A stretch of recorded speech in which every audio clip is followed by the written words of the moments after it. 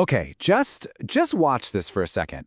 What you're seeing is a single word, wisdom, literally blooming into this incredible universe of 347 connected ideas. Now, this isn't just some cool animation. No, it's a real glimpse into a system designed to turn language itself into a shareable, interactive geometry. So let's get right into it. What we just witnessed is the core vision of a project they're calling Light Garden. The big idea? To create a system that can encode literally any document, any thought, any idea, into its own unique geometric fingerprint. A fingerprint that you can actually visualize as light, send anywhere in the world, and have anyone else replay it. And this whole thing is driven by a really fascinating philosophy. This idea that discovery is all about resonance. It's about finding the right line, the right frequency, to unlock something that was already there, just waiting to be perceived.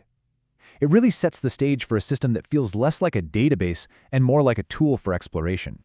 So how in the world do you actually do that? How do you create a language of light? Well, it all starts with a single, fundamental building block, a tiny, perfect, irreducible geometric seed from which this entire garden is meant to grow. Okay, so what is it? What's this foundational piece? What's the geometric atom at the very heart of this entire universe? It's this, the Phanto Plane. It's this elegant, kind of ancient structure from the world of mathematics. And what's so cool about it is that it's the smallest possible system of its kind.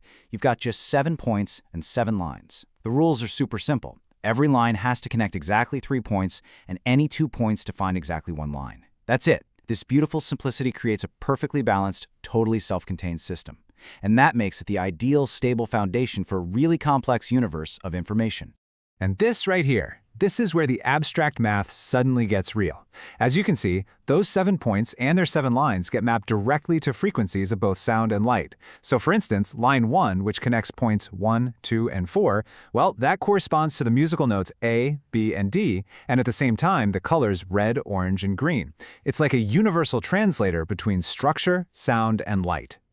Okay, but think about this. If you build a totally decentralized system on this foundation, where anyone can contribute, how do you stop it from just falling into complete chaos? Well, you need a rigid, unchangeable set of rules. And in Light Garden, they call this the frozen contract. These are the absolute, non-negotiable laws of physics for this digital universe. Take stable JSON ordering before hashing, for example. That might sound like a technical detail, but it's absolutely crucial.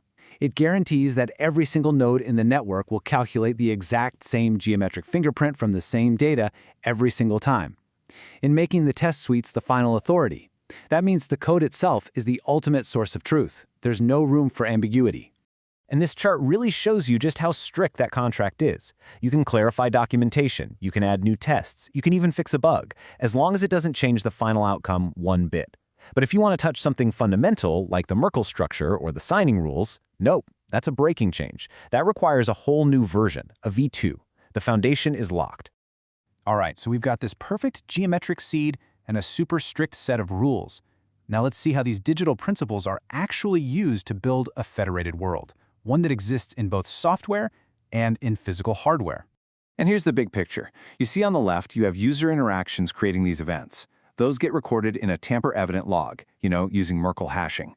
This log then feeds a federated graph that updates the system's state, which can then be rendered not just on a screen, but in a physical 3D layer of LEDs and sensors. It's a full loop from action to data to light. Now, the really crucial part is how all these different nodes talk to each other efficiently and privately. And it all comes down to this one principle: share the line number, keep the differential secret.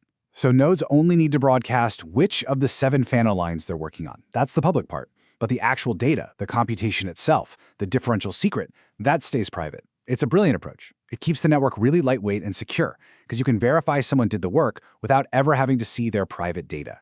And remember that physical layer we talked about? This isn't just a theory. The project literally includes blueprints for building a physical version of the garden, a geodesic dome of LEDs that actually mirrors the Phanto Plane's geometry in 3 dimensions. You can actually build this thing. And maybe the most compelling part of this whole thing is just how accessible it is. This isn't built on some expensive proprietary hardware. The whole system is designed to run on cheap, off-the-shelf microcontrollers. Every $3 ESP32 is a potential seed, and every 50-cent LED can become a flower in this growing global garden. So, We've seen the geometry, we've seen the strict rules, we've seen the physical reality. But it turns out there's a deeper, hidden blueprint that ties all of these concepts together into this one comprehensive whole. So is there some kind of hidden symbolic architecture that gives this entire system its shape and its meaning? Oh, absolutely. This table starts to peel back the layers. The entire system is built in these concentric shells. Right at the very center, you have a 1-bit center, which represents a core identity, or like the final single yes or no answer to a question. Expanding out from that, you get the 7-bit module, and that acts as the Phanto judge. That's the Phanto plane we were talking about, serving as the core logic engine. And as you move even further out, you get to the 240 shell, this massive structure that defines the entire global state of the whole system. Each layer builds on the one before it, from a single bit of identity all the way out to a complete world state.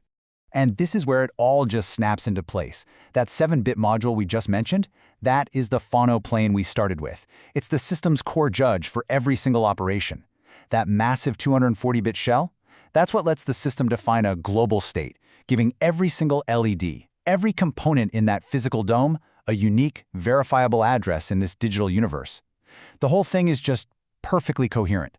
The 240-bit state, plus that 1-bit center, combine to form what's called the 241-bit board, a complete snapshot of reality. It's this beautifully consistent system, building on itself from a single bit of identity all the way up to a global garden. Ultimately, this whole project is a provocation. It's suggesting that any document, any idea, any piece of knowledge could have its own unique geometric fingerprint. And that leaves us with this final, really expansive question. If we can truly turn meaning into math, what new universes are just out there, waiting for us to find the right line and map them?